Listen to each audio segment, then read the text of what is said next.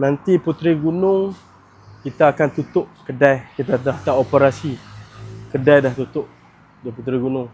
Okey, assalamualaikum geng. Hari ni hari Rabu. Alhamdulillah progres. Saya ingat dalam 90% dah siap. Kedai kita ayak dah masuk, elektrik pun dah ada. Cuma sikit lagi saja wiring-wiring yang ada di sini nak buat lagi sikit kan. So nanti Puteri Gunung kita akan tutup kedai. Kita dah tak operasi. Kedai dah tutup di Puteri Gunung. Hari Jumaat ni lah di Puteri Gunung. Hari Jumaat ni, minggu ni 24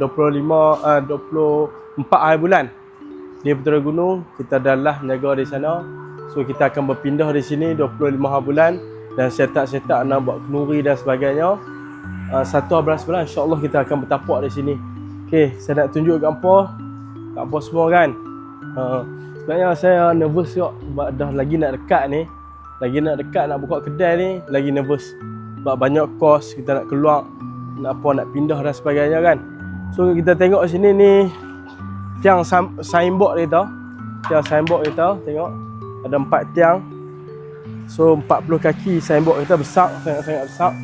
So waktu kita dah habaq, kita nak buat apa? Singki kan. Singki basuh tangan. Ada 3.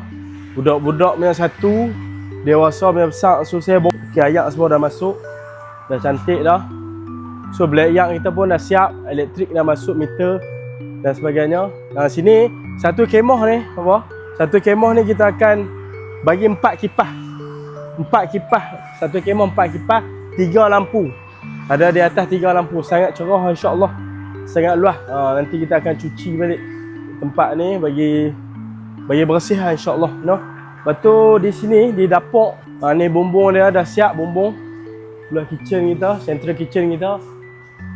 Dapur kita 40 kaki. Panjang dah 40 kaki, 10 kaki lebar, 40 kaki panjang. Central kitchen kita. Ni dah siap dah insya-Allah. Ni khas, kita tak perlu berebut dah dengan pelanggan-pelanggan. Kita buat khusus khasnya. Insya-Allah sempurna. Okey geng, terima kasih banyak. Dah support Thank You Facebook 8. Banyak saya tak buat video sebab agak sibuk juga di kedai sana, nak pindah urusan kedai sini lagi. So kita nantikan insya-Allah. Hari Jumaat ni mungkinlah di Puteri Gunung kan.